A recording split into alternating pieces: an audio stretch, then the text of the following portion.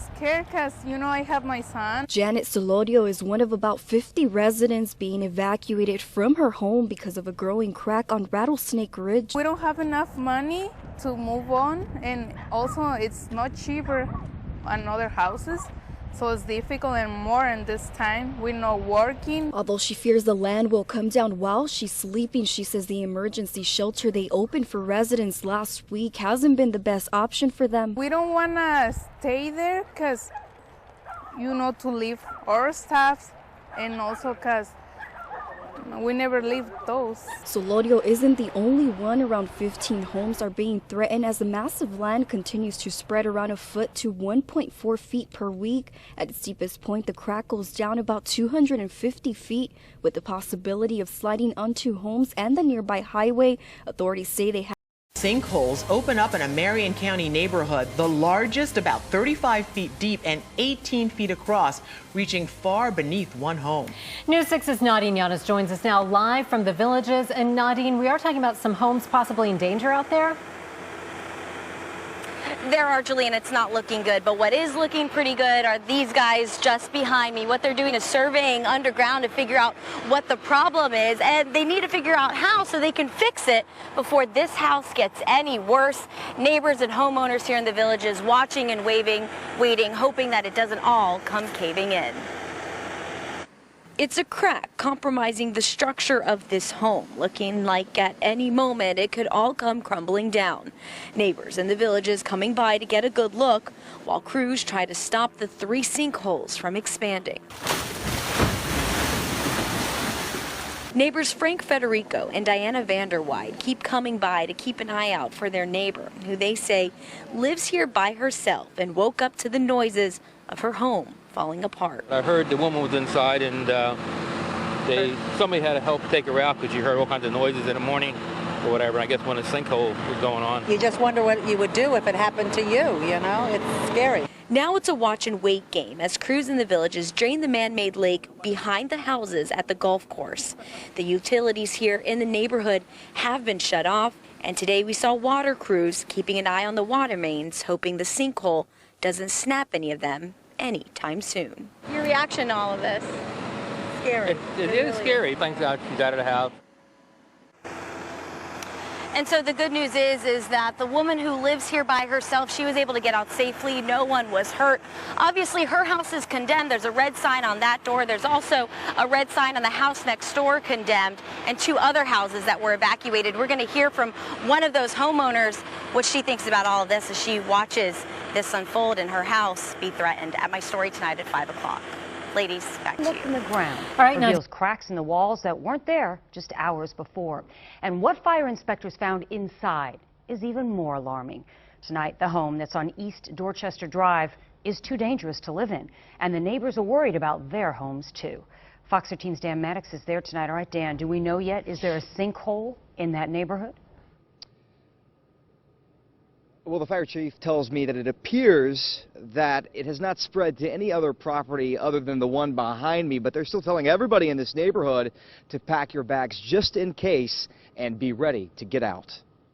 Cracks on the outside doesn't show the depth of devastation this homeowner woke to discover Tuesday night. 911, is this a police, fire, or medical emergency? Well, something's happening in my house. The molding is coming down off the ceiling. There's cracking going on and everything. The homeowner was able to get to safety, and firefighters arrived to find this house caving in from the inside. They say the living room has sunk at least 4 inches, with the ceiling beginning to separate from the sides of the house.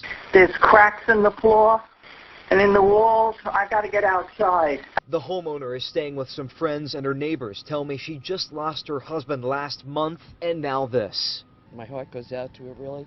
I just feel so bad for her. You can always replace a house, you can't replace your husband. Pinellas Utilities ran a snake camera underground throughout the sewage system to inspect. From this point right now, it does not appear that it has spread to any other areas. But don't tell that to Joyce Gordon, who lives next door. It sounded like it was shaking our house. She also woke up to find this crack in her bathroom floor. She and others in her neighborhood are living in terror, worried what they think is a sinkhole will spread to their own house. A little tense. worried. We're supposed to be going on a cruise Sunday, and we'd hate to leave the house. Firefighters giving them the all clear for now, but say have your bags packed and be ready to leave. Another tidbit of information, I'm told yesterday the swimming pool behind this house was full of water. Today it is half empty. I can also tell you the investigators say that this is private property, so it's really up to the homeowner and the insurance company to get an engineer in here and confirm the fact whether or not this is a sinkhole, but neighbors here, they believe it is. We'll send it back to you. So that's what they're waiting for, Dan, then, is that official word from an expert. But boy, we've seen that video where just in a moment the ground can give way, so we understand why they're scared. Thank you. With an ongoing pipeline project, the latest issue, sinkholes that forced some residents out of their homes. Action News reporter Annie McCormick talked to people impacted by this problem today. She's live now in West Whiteland Township with the story. Annie. And Brian, behind this home, in the backyard of this home behind me, there was a sinkhole that did appear this weekend. You can see crews still working out there. Officials say that the sinkhole back here is about 16 feet deep, but this is not something new for this neighborhood. Only a couple of doors down, there was a sinkhole that did appear in the fall and another one again this weekend. A sinkhole, now the size of a swimming pool, is in TJ Allen's backyard. The ground began opening here in November. While they were doing this 24-hour dig, they created a second sinkhole right next to my existing sinkhole.